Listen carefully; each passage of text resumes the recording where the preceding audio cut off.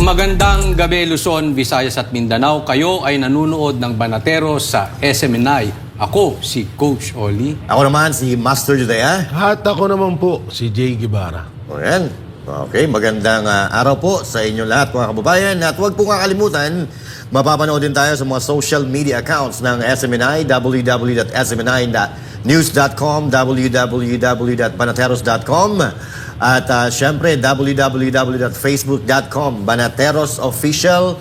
At syempre, kapartner mo sa balita at serbisyo, www.youtube.com at DZAR 1026 News. And of course, sa mga social media accounts, YouTube, ni Master Judea, Coach Oli, Jay Guevara, Banat by Boss Dada. At syempre, huwag natin kakalimutan yung website ng Banateros, banateros.com. Alright?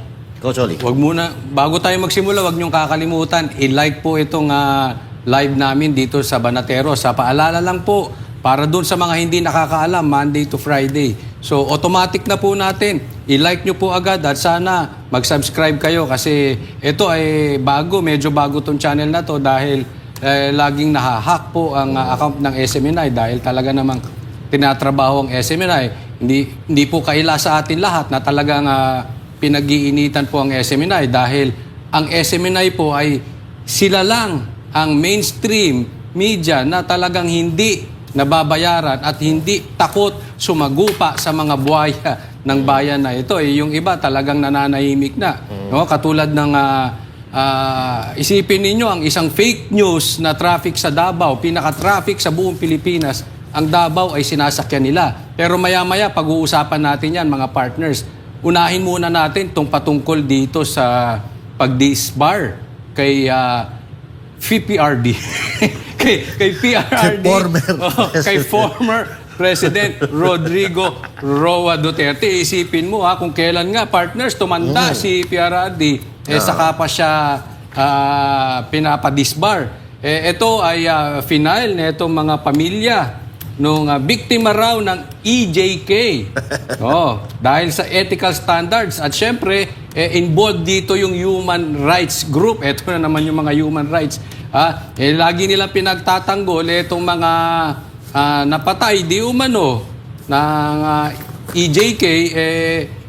Hindi nila tinitingnan ilan ba ang ginahasa, ilan ba ang napatay, ilang pamilya ang sinira nitong mga adik na to. So, dito sila ngayon na-focus. Pero alam nyo, sa aking tingin dito, ang talagang habol nila dito ay para hindi makarepresent si PRRD as the counsel, one of the counsel ni VP Sara patungkol dito sa impeachment. Naalala natin, di ba? Tinanggap ni VP Sara ang alok since ayaw tumanggap ni VP Sara ng financial assistance galing kay PRRD, yung kanya na lang serbisyo bilang abogado. At sa tingin ng marami, ito ay political move.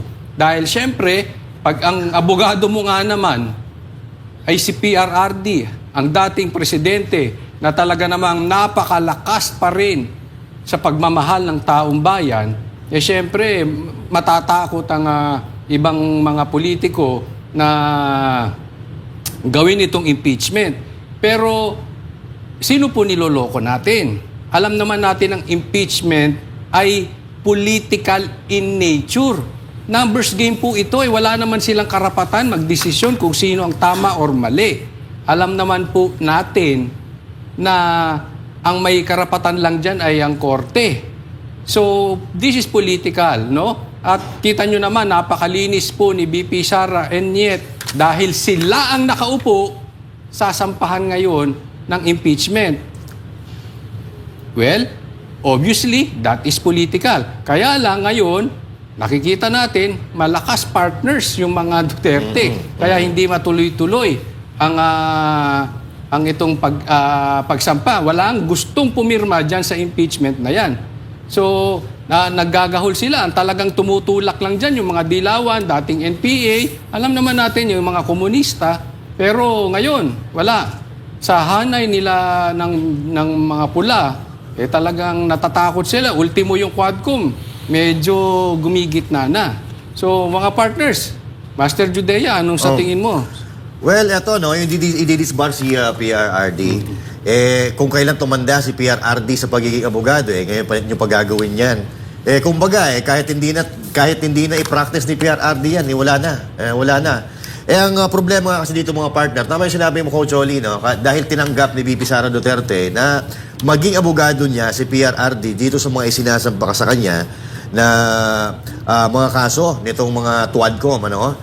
So, ito ay ang nakikita natin dito, syempre si PRRD ay parang tumanda na ito sa karanasan Karanasan bilang mayor, bilang prosecutor, bilang presidente. So, ibig sabihin, malawak ang kaalaman ni PRRD at dahil nga ito ay magiging abogado ni VP Sara Duterte, medyo nanginginig na ang mga wet packs itong mga kalaban. Kaya ngayon, eto malabo itong mangyari. Pero gagawin nila, no? They will do anything that they can, everything that they can to para siraan ang mga Duterte, para mapabagsak ang mga Duterte.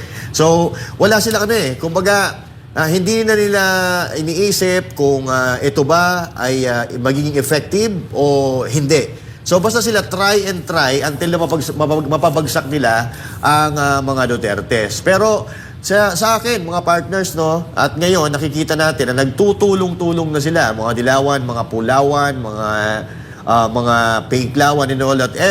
Yung mga kalaban ni PRRD dati, yung mga araw-araw na bumabatikos, pati yung mga kakampi niya, mga supporter ni Marcos ngayon, ay pinagtutulong-tulungan na ang mga Duterte.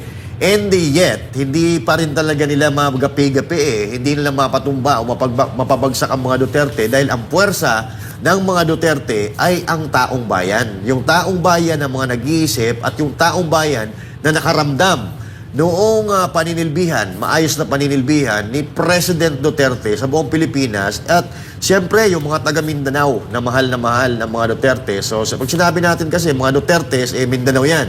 Pero hindi ibig sabihin noon na nag-focus sila sa Mindanao.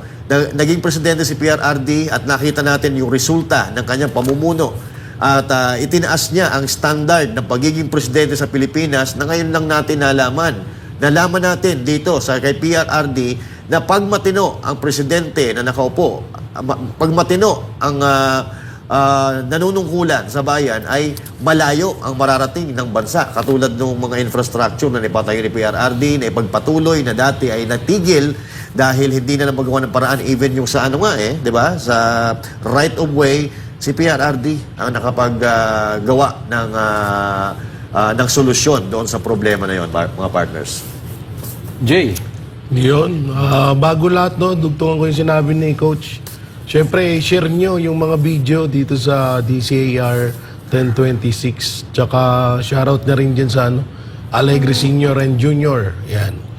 So about dito sa disbarment, baka utos to ni Larry Gadon. Para damay-damay na. Kasi di ba, nung nakaraan lang, nagre-request din yun, di ba? Na ipa-disbar si VP Sara Duterte. Baka utos niya to. So eto yan Speaking of disbarment kay PRRD, kay ba to, may tuturing ba natin to nakaparehas na kailangan gawin doon sa pagdisbar kay Larry Gadon? So syempre hindi. Magkalayo si Larry Gadon at si PRRD. So may mga nababasa akong komento na dahil daw medyo matalas daw ang pananalita ni dating Pangulong Rodrigo Roa Duterte, kaya daw ginagawa to. Tapos ngayon, di ba sinabi nila nung mga, yung Makabayan Black ba yung nagpaano dyan? Sila Dilima? Yung nagre-request ng disbarment? Ano bang, nun? Akbayan ba? Yung mga tsaka yung mga biktima daw ng AJK. So, kung halimbawa, kung doon pagbabasihan yan sa biktima ng AJK, parang ang layo ata. No? Kasi, ang dyan, is kasuhan nyo. Si PRRD, kung may ikakaso kayo. Hindi connect yung diyan. Hindi question yung disbarment na yan doon sa sinasabing AJK. Kung may nalabag man si PRRD doon sa AJK na yun, kasuhan nyo. Ilang beses niya nang sinabi yan So ngayon, kung about sa disbarment, tapos yan ang nire-request nyo, napakalabo ata. At kung doon naman sa parehas daw sila ni Larry Gadon, si Larry Gadon, sabi nga ni Marcoleta, is lang yan, is parang puppet lang yan ni Marcos, no? Ang sakit nga nung sinabi ni Marcoleta dun, hindi daw pala yung pinapansin ni Marcos pag nakikita sa personal, parang wala lang, parang wala lang daw, no? Parang so, ano lang. oo. So yung kay dating Pangulong Rodrigo Roa Duterte, yung, ewan ko ba, ba't yung binibig deal yung pagmumura? Hindi yun basihan ng isang disbarment, no? Kaya magtitigil na kayo sa mga panay post dyan ng kung ano-ano about dito sa hinihiling na naman ng mga anti-Duterte. Master. Alam nyo, partners, talagang matindi ang takot nitong mga ito sa mga Duterte. Kasi, alam nyo, dahil yung impeachment, sinubukan nila, no? Binild up nila yan, hiniring, kung ano-anong paninira kay VP Sara para magkaroon ng impeachment. Nung panahon ng impeachment na, eto na, may nagsalang na, wala namang gustong pumipirma. So anong solusyon nila? Siraan. At siraan ulit, tapos ididemanda naman daw. At nasa DOJ na yung kay BP Sara. Ganun din naman dito kay PRRT. Wala, hindi bumababa ang pagmamahal ng tao, yung trust rating nitong mga Duterte, hindi talaga mag-iba eh. Kaya pupunta naman sila dito. Ang maganda nito, ako sa tingin ko hindi uusad ito. Itong disbarment na to, hindi. Okay na din yan para sa akin. Mas maganda, sige, idemanda nyo si BP Sara, idemanda nyo si PRRD, kasi doon makakasagot sila. Kesa dyan sa Quadcom na ang gusto nilang sagot ay yes or no lang. Pag sumagot ka ng maganda at tatama sa kanila, sumisigaw si Paduano. Sisigawan ka ng ito. Magkakaroon ng 2-minute break. Kung ano-ano. So, hindi ka rin makapag-explain ng sarili mo. In a way, okay na rin ito eh. Itong mga magsampa sila dyan. Dahil magiging patas ang laban. Iisipin mo sa Quadcom. Sila na yung abogado. Sila pa yung judge. Sila pa yung investigador. Sila na lahat. Paano ka makakalaban sa ganun, partners? Hindi talaga patas, kitang-kita naman. Multiple purpose, no? Actually, ako nakikita ko dito, partner. Tama, hindi talaga yan eh. Hindi talaga uusad yung disbarment na yan. At saka hindi yan papatulan, no? Hindi yan papatulan ng kahit na sinong, hindi papatulan ng Supreme Court yan. At ang nakikita ko dito, ginagawa lang nila yan para dungisan ang pangalan ng mga Duterte. Kasi pag sinabing disbarment kasi, ibig sabihin, may ginawa kang kalukuhan, may ginawa kang kasalanan na labag sa sinumpaan mong tungkulin bilang isang abogado. Ang kaso dito, wala namang nilabag si PRRD. Wala kasi silang maikaso kay PRRD. Yung mga EJ, AJK na yan, wala eh. Kasi si PRRD, bago siya kumilos, tinitingnan niya yung batas kung may masasagasaan siyang batas. Ganoon kapulido gumalaw si PRRD. Ngayon, wala silang magawa, maikaso kay PRRD, kaya dadaanin nila si disbarment. Kasi okay na sa kanila yan eh. Sabi ko nga kanina eh, kahit suntok sa buwan yung ginagawa nila, basta madungisan nila kahit konti ang pangalan ng isang Duterte, okay na sa kanila yon. Tuwang-tuwa na sila doon. So kaya, ngayon, wala nang maniniwala dito sa mga ito kasi nakikita naman natin ang comment sa social media, comment sa mainstream media. Dahil itong mga mainstream media, hindi na natin pwede pagkatiwalaan. Katulad na lang yung pag-uusapan natin mamaya, yung fake news ng mainstream media. Back to you, Coach Oli or Jay, may gandang ka ba? Hindi, yung about sa disbarment, si Marcos Sr. nga hindi na disbar eh. Yung mas maraming kapalpakan na ginawa yun. Kaysa kay Duterte. Ba't yun, hindi na... Although patay na siya, pero nung mga panahon na buhay siya, kung ganun lang, ang basihan about sa disbarment, lalo't hindi ka naman kaparehas ni Larry Gadon, talagang mapapaisip ang taong bayan na parang hindi ata karapat-dapat yan kay dating Pangulo. At bakit dyan, eto na naman may panibagong na naman sila. May panibagong niluluto na naman na palabas. Malamang sa malamang magpo-focus na naman to, etong mga to sa disbarment ni PRRD. Kasi hindi sila nagtagumpay sa AJK. Hindi sila nagtatagumpay sa confidential fund at sa impeachment. Baka sa disbarment. Kahit papano, hindi naman sila mapahiya sa taong bayan. Alam mo mga partners, talagang obvious ito eh. Na talagang pinag-iinitan lang ang mga Duterte. Alam mo, napaka-ignorante mo na lang kung hindi mo nakikita na ang focus ng administrasyon ngayon ay para siraan ang mga Duterte. At ito nga, may balita tayo na isa na naman idinidikit na paninira sa mga Duterte. Master. Okay, so hindi pa rin maitatanggi na nananatiling pinakaligtas, pinakamalinis at walang utang ang lungsod ng sa Pilipinas, ang Davao City.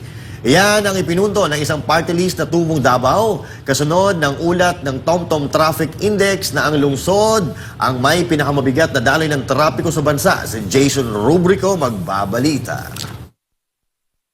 Trending online ang mga balita at post patungkol sa sitwasyon ng trapiko sa Davao City. Kasunod yan ng ulat ng 2024 TomTom Traffic Index na ang Davao ang may pinakamabigat na daloy ng trapiko at pinaka-congested na lungsod sa Pilipinas. Sabi ng TomTom, ang lungsod ay nasa ika-8 pwesto sa buong mundo na may average travel time na 33 minuto kada 10 kilometro. Nalampasan na nga raw nito ang Maynila na nasa ika-14 na pwesto. Pero ang mga Davaoenyo hindi sang-ayon sa nasabing ulat. Kinwestiyon ng isang party list na Tubong Davao ang ilang media na mabilis na nakapag-ulat ng negatibo patungkol sa lungsod pero hindi naman maibahagi ang mga magandang bagay tungkol sa Davao. Gano'n din nila ma-mention?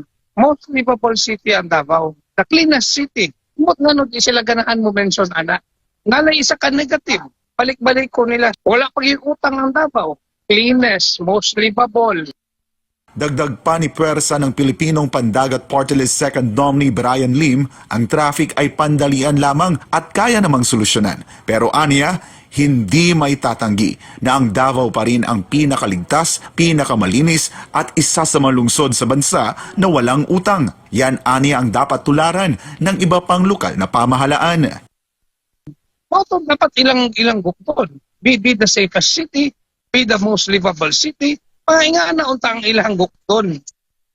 Ayon sa Safety Index ng Numbeo para sa taong 2023, ang Davao ay itinanghal bilang pangalawang pinakaligtas na lungsod sa Southeast Asia. Isa sa mga dahilan ng pagiging ligtas ng lungsod ay ang mahigpit na implementasyon ng mga ordinansa tulad ng curfew at no smoking policy. Kinilala rin ang Davao bilang pangalawang pinakamalinis na lungsod sa Southeast Asia batay sa 2024 Mid-Year Numbeo Pollution Index Rankings. Ang no-smoking ordinance ng lungsod ay nag-aambag din sa malinis na air quality nito. Ayon naman sa pinakahuling ulat ng Commission on Audit para sa mga lokal na pamahalaan, nananatiling walang utang ang Davao at isa sa pinakamayaman na lungsod sa bansa.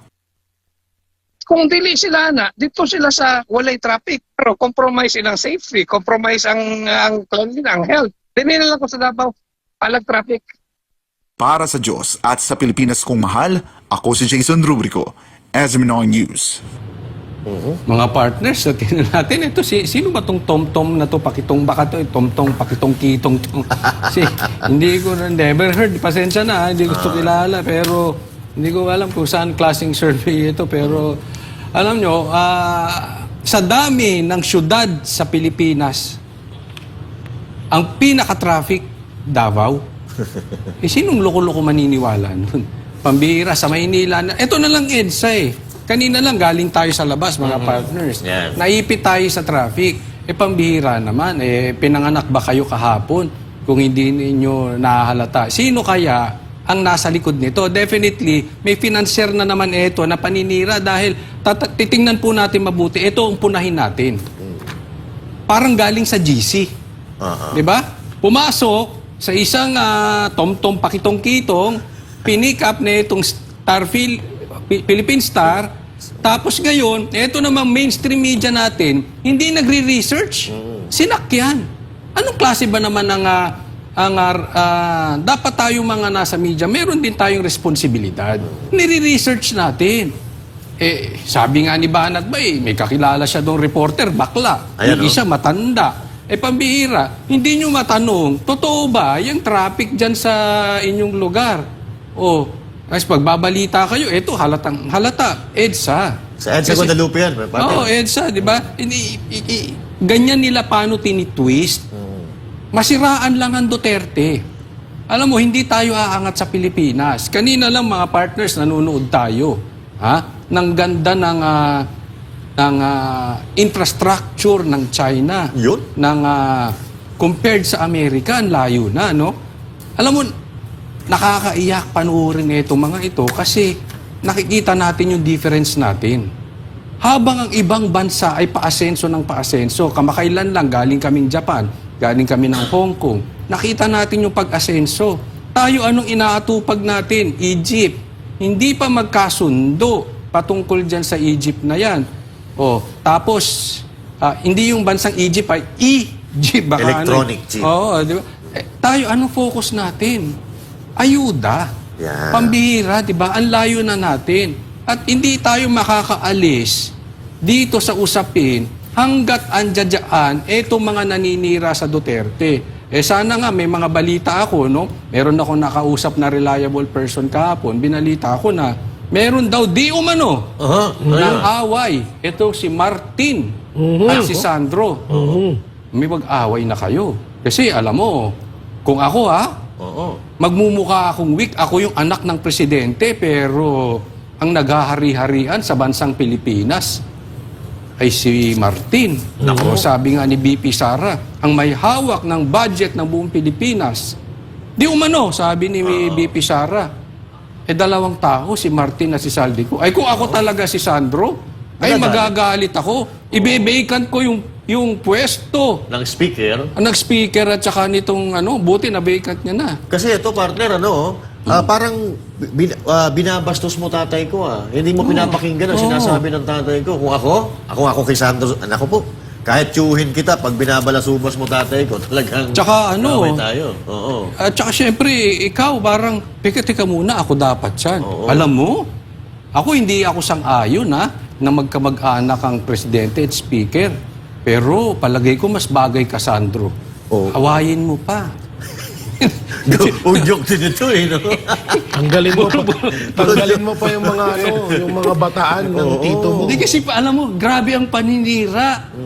I mean, out of nowhere, Davao ang pinakamatraffic sa buong Pilipinas. Yeah. Talaga namang, alam mo, this is a desperate move galing sa administrasyon na ito. Wala na sila itapon. Hindi binitawan na nila yung confidential funds para siraan ng Duterte, EJK, lahat na lang. Meron pa silang, pinatahol pa nila yung aso nila, naglabas pa na to si Trilling ng bank statement, di umano ni PRRD. Walang nangyayari.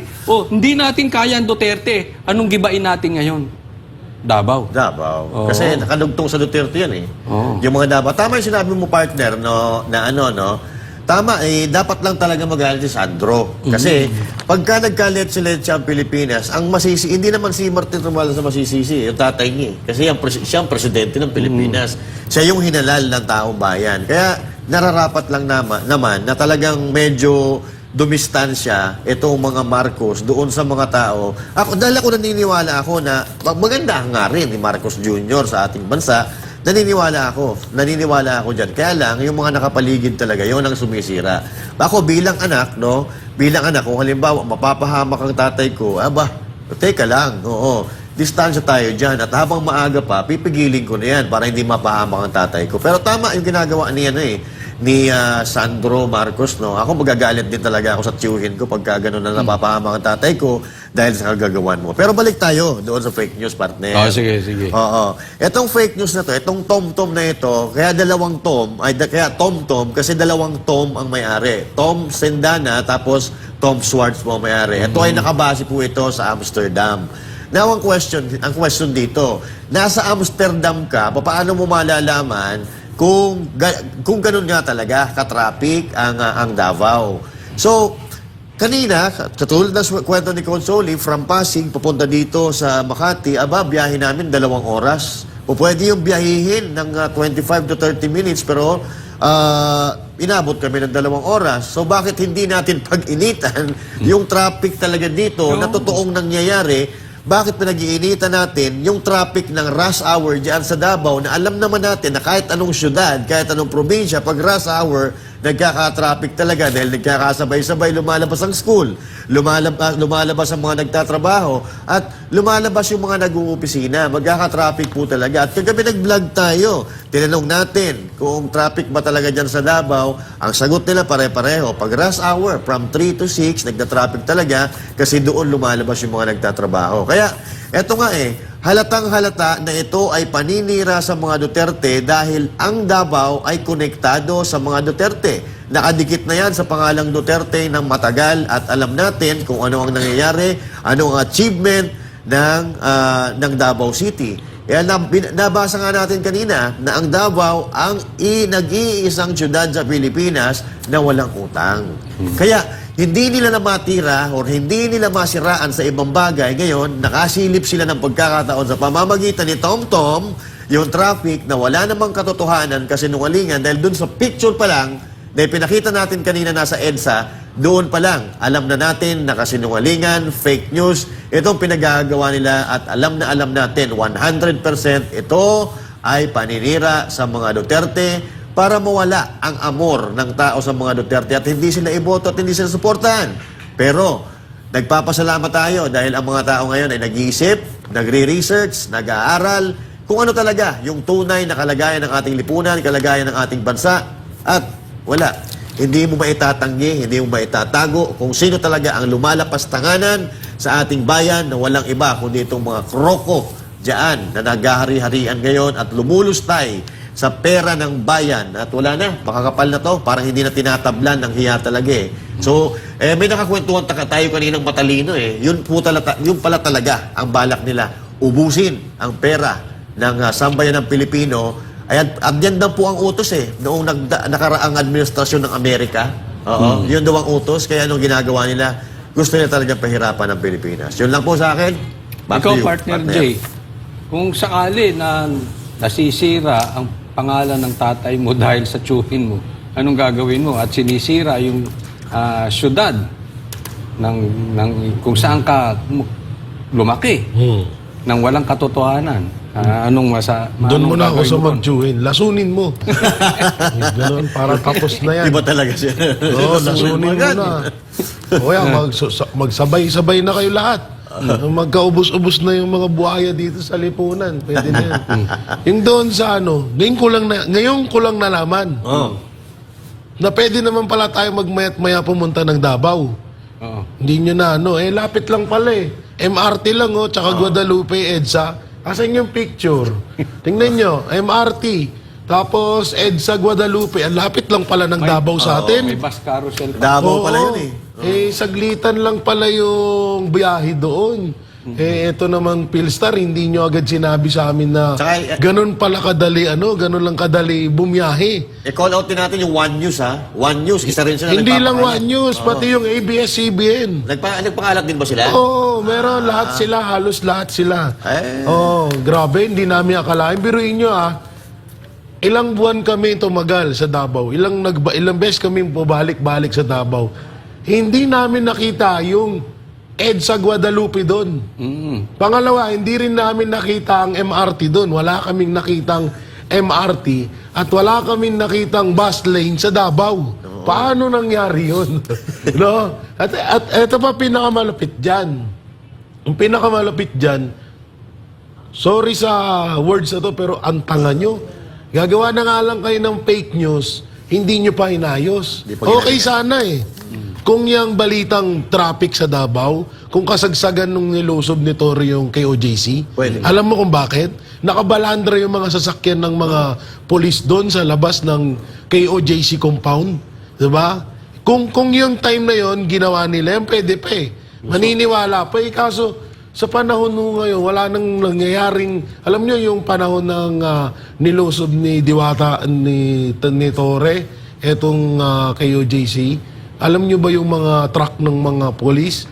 Halos sakupin ng kalahati ng kalsada doon sa Davao, sa harap ng Kingdom. So, nung panahon na yun, kung yun sana ginawa nila, okay pa kahit papano. Maniniwala pa. Maniniwala pa. Tapos, eto pa, sa susunod, pag magpipicture kayo, hindi naman yung EDSA Guadalupe at yung MRT tsaka bus lane. Walang bus lane sa Davao.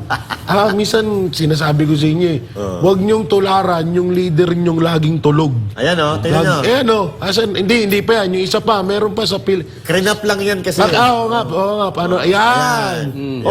Davao ba yan? Ayan po, yung tulay na yan, sa Guadalupe Bridge po yan. Yung patawid yan ng MRT, pababa yan ng Boni, tulay na po yan. Yung mga billboard dyan na malalaki, makikita nyo dyan, pagtawid mo dyan, pagkalagpas mo dyan sa footbridge na yan.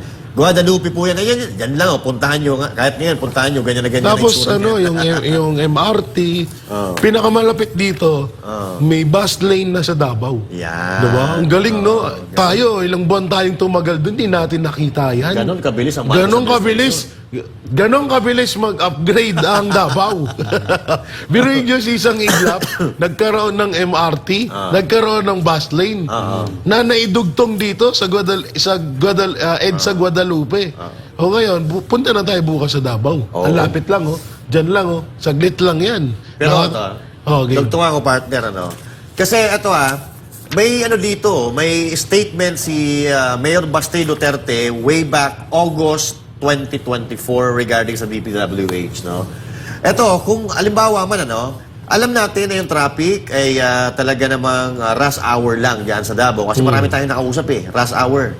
Nagta-traffic talaga. Kahit saan lugar naman, pag rush hour, traffic talaga. Pero ito ang siste, mga partners, Noong August 11 or August 1 ata yun, may statement si Mayor Baste Duterte na kino-call out niya yung DPWH. Kino-call out niya dahil may mga kalsada daw na maayos pa, binubungkal na, Binubungkal ng DPWH. Ang reason ay may lifespan daw ang mga kalsada, may lifespan. Kung ibig sabihin, may expiry date ang kalsada. Pero dito sa atin, pagka maayos pa yung kalsada at mapapakinabangan pa, dahil ito tayo ngayon, nasa third world country, mas uunahin mo yung sira, di ba? Mas uunahin mo ayusin yung sira kaysa doon sa maayos pa. Kaya lang, dahil maayos pa yung kalsada natin, maayos pa yung mga kalsada na sinisira nila, since marami ng sirang kalsada, nadadagdagan pa dahil yung mga maayos, binubungkal din nila. Yun po ay sinabi ni Mayor Baste Duterte sa kanyang speech noong August 11, if I'm not mistaken, basta August 2024. At yan po ay pinatotohanan ni Councilor Dayang Hirang, nag-live po siya dyan, na talagang binubungkal yung mga maayos pang kalsada. So, ang sabi ni Mayor Baste noon, gumagawa sila ng pera. Kasi may mga ano daw yan kung may mga kickback daw totoo naman 'yon. Pagka nag-ano ko ng project, may kickback po talaga. Pero mas matindi pa pala doon. Mas matindi pa pala doon yung purpose nila, yung gusto nilang mangyari dahil sirain ang Davao. Gusto nilang bungkalin ng mga lupa, mga kalsada para magka-traffic at eto na, dumating na si TomTom. Okay, nabalita na traffic na. Ayan, sinakyan na nila. So, ito, ginagawa nilang kasangkapan ang mga ahensya ng gobyerno para sirain ang mga Duterte. Biruin mo, kalsada maayos, titibagin. Samantalang, may mga nakatiwangwang na sira, hindi nila inaayos. So, sa tingin ko, ito ay sinadya para talagang sirain ang Davao City, magka-traffic, at ayun, gagamitin nila itong panira sa mga Duterte dahil wala silang ibang maibato. Walang utang, napakalinis, pwede kang maglakad, peaceful. Kaya ito, traffic naman. Traffic ang kinakapitan nila. Ang mga politikong gipit sa traffic kumakapit, partners. Partner Jay, ang masasabi. Yung sinabi ni Master, alam mo, bakit bakit yung okay pa, ayun yung ginigiba. Tapos yung mga giba, ayun yung ayaw gawin. Bukod doon sa paninira nila sa Duterte, malaki kasi pondo sa bagong gawa. Tama. Kasi kapag yung may sira, Repair lang yun i-repair lang yun Hindi sila mabibigyan ng malaking pondo doon. Kasi siyempre, sino ba naman halimbawa kung butas-butas lang yan, pwede mong tapal-tapalan yan, okay na. O hindi katulad ng bagong gawa, malaki pondo nun. So, malaki ang kickback nila. So, kaya ganun ang nangyayari dyan. Masama pa niyan, baka yung iba dyan, o nga pala, uso ngayon yung mga kalsadang walang Walang bakal. Coach. Balansin ko lang kasi alam ko ito sasabihin ng iba. Hindi, ginamit lang naman yung picture kasi pangalawa sa traffic ang Maynila. No? So naglagay lang sila doon ng, alam ko ito sasabihin ng mga trolls eh. Ginamit lang naman yung picture na traffic, Reference pero Davao lang ang pinapatukuyan. Alam nyo, misleading po yun. Hindi yun dapat ginagawa. Kahit na sabihin natin na hindi nila sinasabi na ito ay Davao, hindi dapat yun ginagamit. Kasi paninira po yun sa Davao. And sana naman, maging responsable naman ang ating ang mainstream media, ang social media, sa mga pagpo-post na ganito. Kasi, kung wala kayo researcher, bibigyan kayo ng SMNI ng researcher kasi baka kinakapos kayo sa budget at kaya hindi nyo na-check or na-double check. Dapat i-double check nyo muna kung ito ba ay fake news or totoo. No? So, kung hindi nyo kaya, tawag lang kayo sa SMNI, bibigyan kayo ng researcher. No? Pero ito, Kahit ako, magbo-volunteer ako. Ako na lang maging nila. Researcher. para makita. Oh. Meron sila dong yung kahapon na sinasabi ni Banat Bay, meron pa sila dong na reporter na nandun doon. Nandun ba daw? Oo, kasing laki ni Boss Dada na bakla. Hindi nyo tanongin yun. But anyway, ito. Puntahan natin tong next topic kasi alam nyo, ang Pilipinas. Gaya, mahilig talagang gaya ng gaya. Ang hilig natin gumaya. Lalong-lalo ngayon, napupuna natin, para tayo ay nagiging tuta ng mga kano. Yun. Ginagaya natin kung anong-ano. At ang nauuso ngayon sa Amerika, itong paglubog ng morality. Nako po, oo. Medyo delikado yan mamaya. Pag-uusapan natin. Pero, partner, medyo chill muna tayo. Mag-break po muna tayo. Huwag po kayong aalis at magbabalik po ang programang Banateros. Yun. At ang pagbabalik ng Banateros. Ayun, Hindi, may nakalimutan pala ako sabihin sa inyo. Didugtong mo na ngayon. May nakuha akong balita Ano yun? na ito tungkol sa Davao na mayroon daw 100 billion na budget para sa ikakasira ng mga Duterte. Nako, parang kilala ko na kung sino nabigyan yan. Oo, 100 billion, hindi million, billion. 100 billion. Para talunin. Para talunin at siraan ang mga Duterte. Budget yun Grabe Kapag nabagyo, nasunugan, or may sakuna sa Pilipinas, magkano yung binigay sa Bicol? 46 million, di ba? Tapos pagdating sa propaganda, billion. Kawawa naman tayo. Laki, no? Gawa tayo ng video. Si PRRD ang pumatay kay Jose Rizal. Gagawa nga, pwede rin. Baka magbigyan tayo kahit 1 billion lang.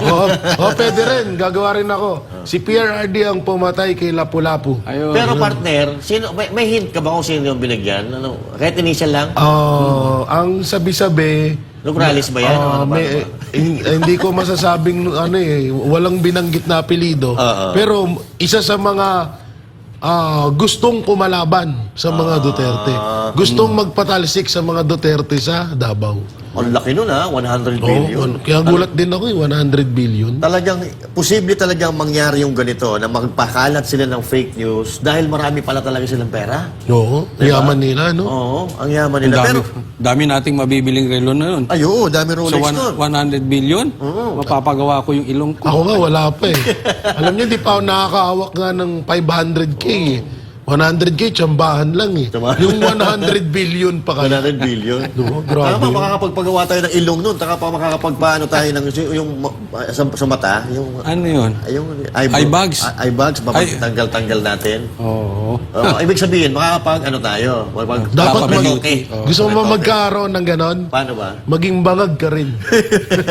Hindi na kailangan magkaretoke na magmahal ka Hindi naman. wala kailangan, maging bangag ka lang.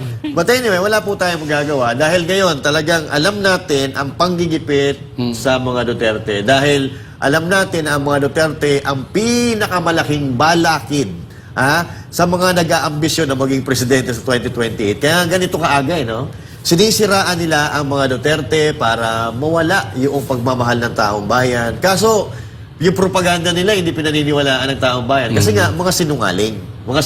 Alam mo yung mga partner, parang dito sa ating Pilipinas, parang ang nagmamaneho sa atin, Amerika, no? Kasi kung ano na nangyayari sa Amerika, parang ganun din ang nangyayari sa Pilipinas. So, bibigyan ko kayo ng isang pruweba. Ito, isiniwalat sa isang pagdinig sa US Senate, excuse me, ang panggigipit ng Biden administration sa mga simbahan doon sa isang simbahan dito sa Pilipinas. Damay sa harassment at intimidation ng Biden administration si MJ Mondihar sa report. Thank you very much. Sa confirmation hearing ng US Senate kay Attorney Pam Bondi bilang susunod na pinuno ng US Justice Department ay binunyag ni US Senator Josh Hawley ng Missouri ang tinawag niyang weaponization sa US Department of Justice at Federal Bureau of Investigation o FBI laban sa mga simbahan sa Amerika. Saad ng US Senator na sa Biden administration lamang nito nakita sa kasaysayan ng Amerika ang napakalalang panggigipit sa tinawag niyang people of faith o mga taga-simbahan. We all know that weaponization has occurred like we've never seen before in American history under this administration. And I want to get even more specific. In the last 4 years, this administration has carried out an unprecedented attack and campaign against people of faith.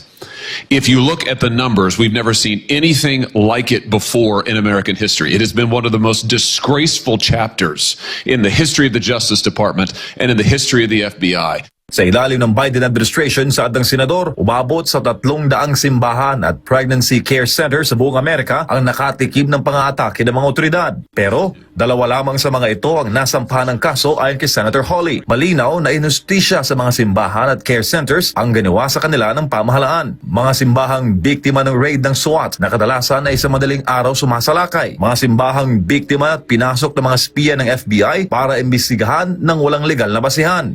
This is an unbelievable assault on Americans' First Amendment rights. Ibinunyag din ni Senator Hawley na sa isang anti-religious group na ang tawag ay Southern Poverty Law Center, kumukuha ng impormasyon ng DOJ at FBI sa mga simbahan na kanilang iimbestigahan o aatakihin. Nangako naman si Attorney Bondi na sa ilalim ng panibagong Trump administration, una na lang ihinto ang pang-aatake at panggigipit sa mga simbahan sa Amerika. Will you open the books on these abuses so that the American people can have confidence in their DOJ? Senator, and I think what you're talking about is the ultimate weaponization, what we've been discussing all day. If I am confirmed as Attorney General, one of the first things I will do, there'll be many, but I will personally read that memo, and if Mr. Patel is confirmed, discuss it with him right away. Malaking bagay para sa legal team ng Kingdom of Jesus Christ o KOJC ang mga nabunyag sa US Senate. Ayon sa General Counsel ng KOJC na si Attorney Michael J. Green, nangyari ang panggigipit kay Pastor Apollo sa Amerika at sa kanyang kongregasyon sa Biden administration. Si Biden, natapos na ang termino bilang presidente, ay malapit na kaalyado ni Pangulong Marcos Jr. At sa pahayag ni Senator Hawley, lumilitaw na isa ang KOJC sa mahigit 300 simbahan sa Amerika na nabiktima ng inustisya. I was there. I know what happened in the kingdom. I know what happened in California. Never happened that he would ever do this or ever thought of doing it. But the weaponization of government that we have seen, that we've talked about with Senator Hawley, and what we've seen happening to the church and your government, you know, it's a sad day for maybe lawyers like you and I. Sa Attorney Green, matindi ang kampanya ng Biden administration para gawing legal ang aborsyon at ang mga simbahan doon ay tutol sa nasabing pulisiya. Si Pastor Apollo bilang spiritual leader ng KOJC ay tutol na tutol sa aborsyon. Anything that looks like it's anti-abortion, pro-life was in a really bad place with Biden.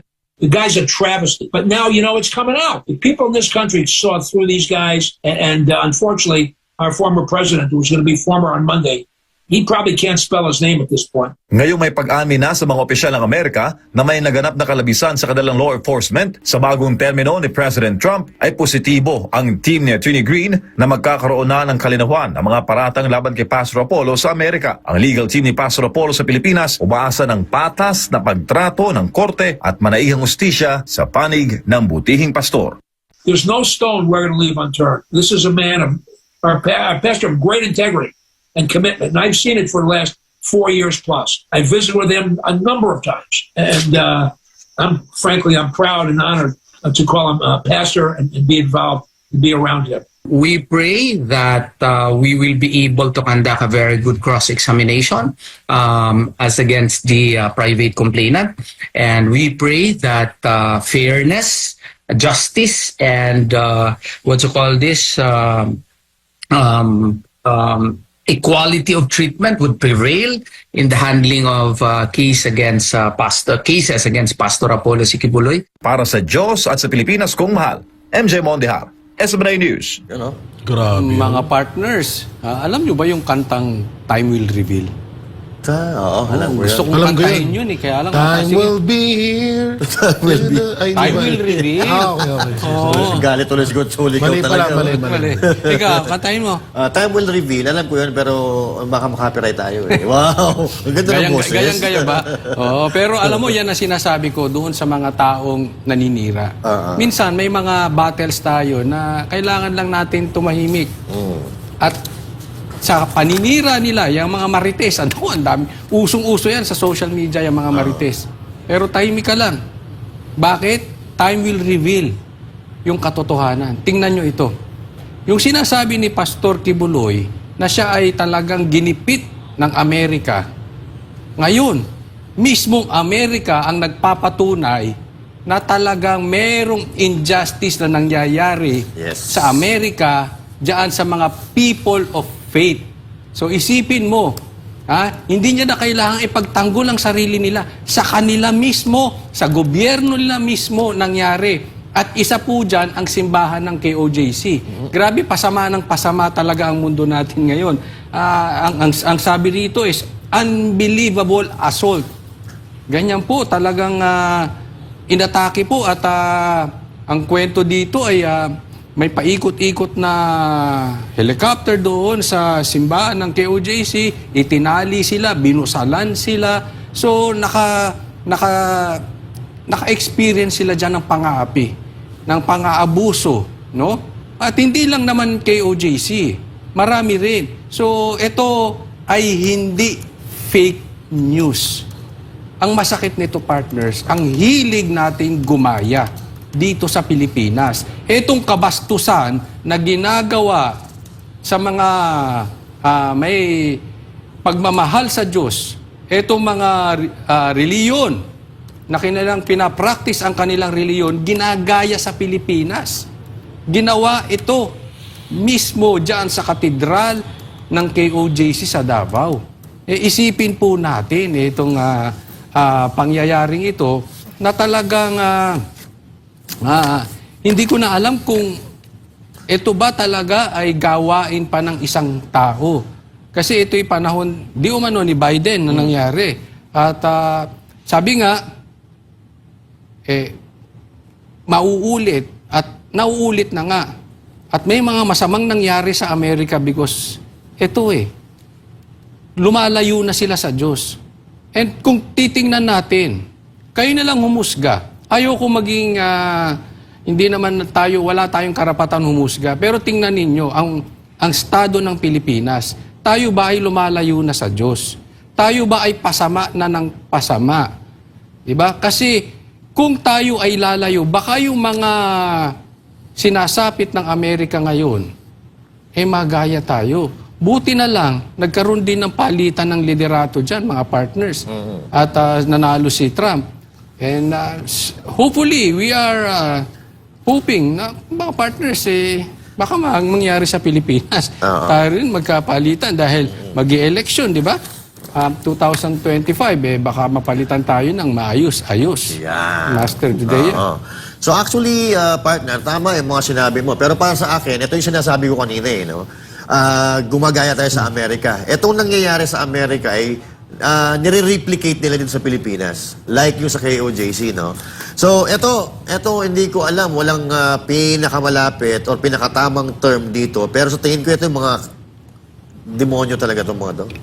Mga demonyo. Ano sabi kanina nung ni Holly?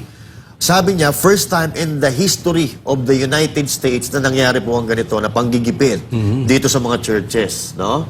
So, first time in the history of the United States. And this is also first time in the history of the Philippines na binalasubas nila yung simbahan, which is ang KOJC. Ano yung sinasabi dito? Ang sinasabi nito ni Holy, open the books on these abuses. So, medyo pa yung pagkakahalintulad din sa atin. Tayo nananawagan din tayo at si PRRD ng open the book.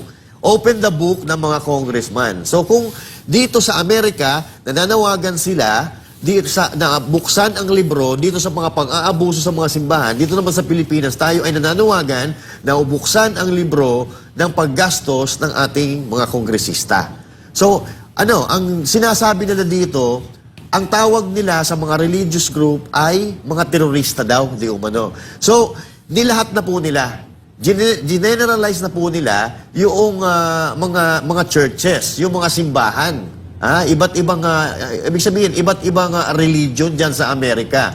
So siguro may nakita sila na isang sekta na may baril, may mga armas, siguro gwardiya yan dyan sa kanilang kongregasyon, nilahat na nila ngayon. Ang tawag nila doon sa mga simbahan ay mga terorista. Ganon din ang ginawa ng Pilipinas.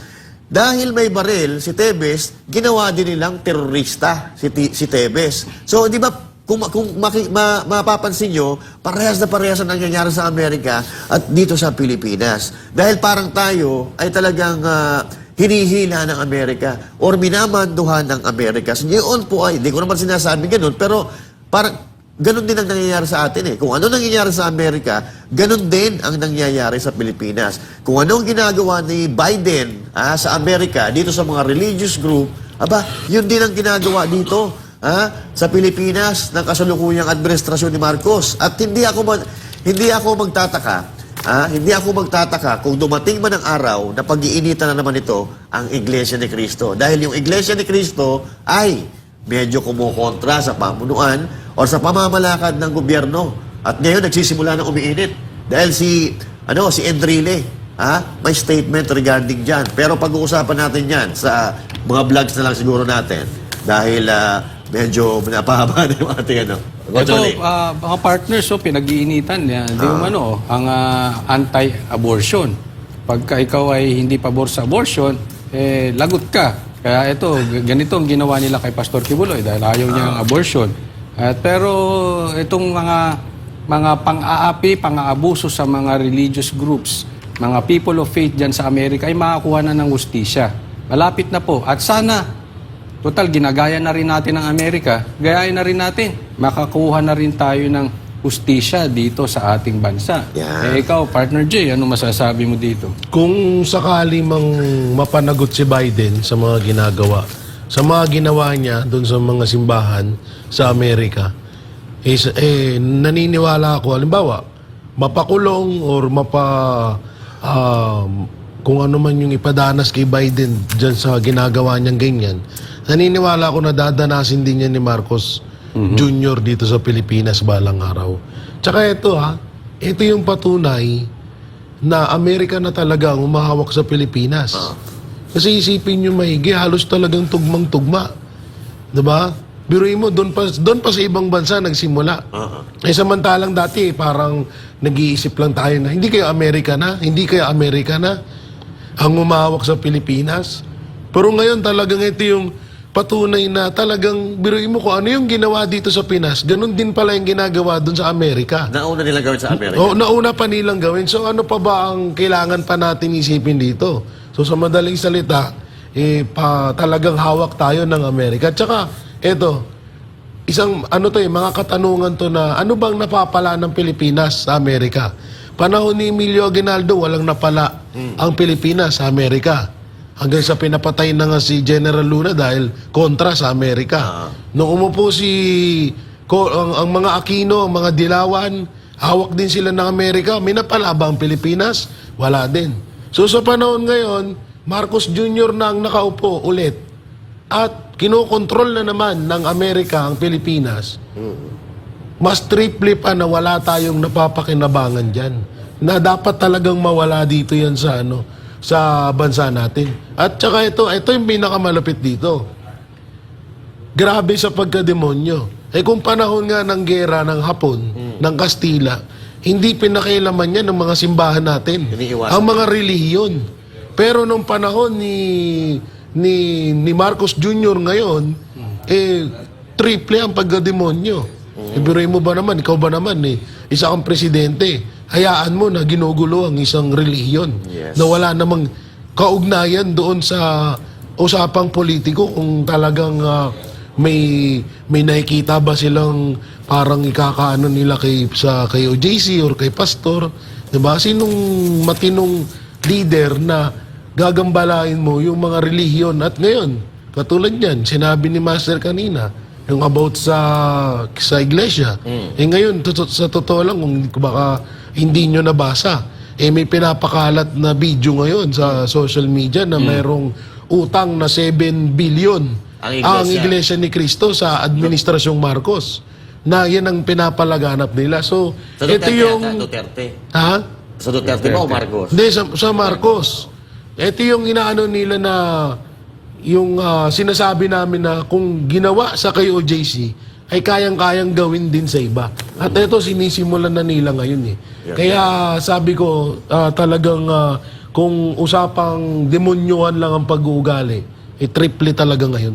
Grabe. At buti na lang mga partners, si Trump ang nanalo.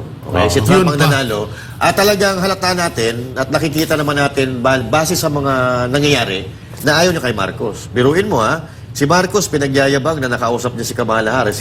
Outgoing niya si Kamala Harris. Kamatayan? Si Kamala Harris. Kamala Harris. Akala ko nakausap si Kamala ni Marcos Harris. si Kamatayan. Outgoing na yan. Wala na ano yan eh.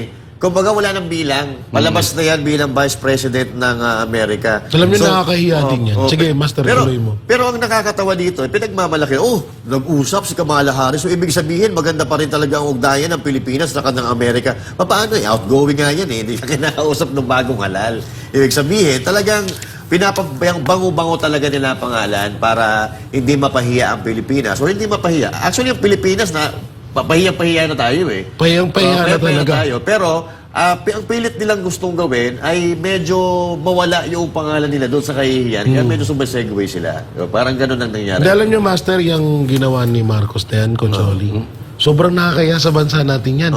Alam mo kung bakit? Dapat leader to leader. Yan. Hindi yung leader to second leader, to vice.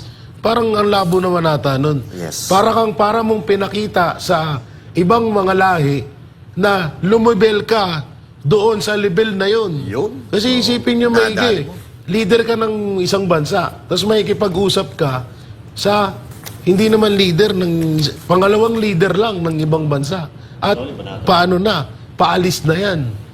So medyo nakakahiya to. Hindi medyo, talagang nakakahiya tong pangyayaring to. At yun nga, alam naman natin na ito ay isang panakipbutas lamang sa kahihiyan na nakamtan ni Marcos Jr. doon sa nangyaring peaceful rally ng Iglesia ni Cristo. Kaya niya ginawa to. So tutusin, wala namang wala namang kahulugan, nagkamustahan lang. So ginaryo, ang galing nga, ginaryo pa eh. Ginastusan pa. So wala naman may tutulong ba sa bansa to? Wala. Wala, nagkumustahan lang naman sila eh. Nga lang, medyo alam naman natin ng utak ng mga yan, medyo wala sa hulog. Kaya nila ginawa yan. Simple lang naman kasi yan eh. Kung hindi ka imbitado, huwag ka na magmalaki. Ganun lang Pilingero no? Ano ka eh. Pag hindi ka imbitado, huwag ka na pupunta, huwag mo na ipagmamalaki, huwag na. Tahimik ka lang dyan. Tanggapin mo, ayaw sa'yo eh. Na huwag kayo in denial. Parang halimbawa, ayaw sa inyo ng taong bayan, huwag ipilit yung sarili. Halimbawa, pag hinog sa pilit, halimbawa magnanakaw ka para makapagbigay ka ng ayuda or makabigay. Wag mo ipipilit, wag. Kasi kung ayaw. Pag ang tao gusto sa'yo, gusto. Pag hindi organic po yan, pangit yan, maasim. Pag hinog sa pilit, maasim. Pero partners, eto excited ako rito. Dahil may pasok na tayo ng Sabado. Yun, Ayan. I-promote natin, may sukatan. Ito, mga senador ang kakausapin natin dito, interview. At hopefully, magkakaroon ng debate ang SMNI. Alam mo, partner, ako excited ako. Ako rin. Talagang tinitingnan ko itong...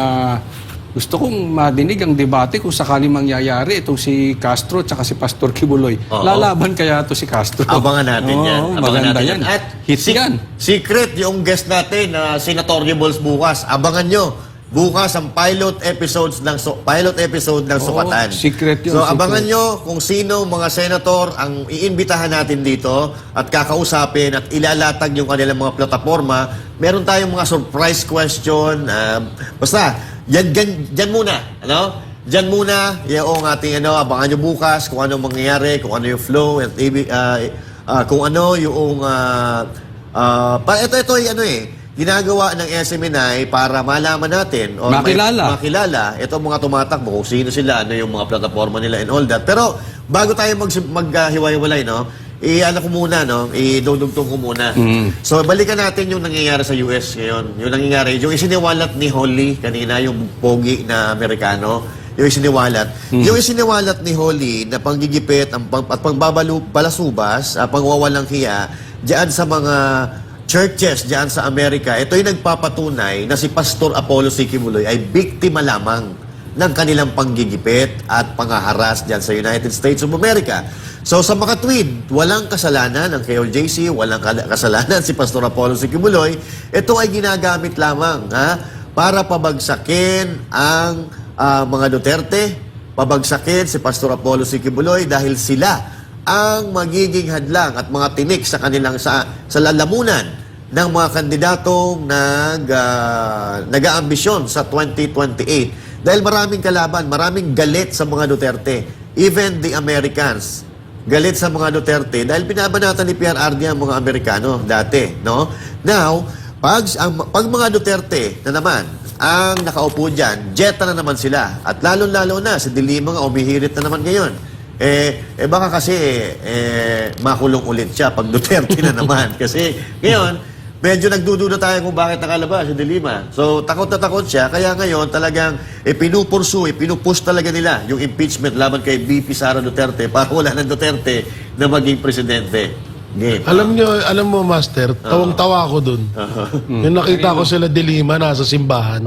Sabi ko, bakit kayo nagsimba? Mga demonyo kayo eh. Kalaban nyo yan eh. Nananalangin kayo eh. Kalaban nyo yung pinuntahan nyo eh. Hindi matutupad yan. Hindi rin kayo nag-iisip. Tsaka ito, yung about sa sukatan, alam nyo kung sino gusto kong magtawat dyan? Si Castro tsaka si Brosas. Ayun silang dalawa. Pagandahan sila kung sino yung... Pagandahan?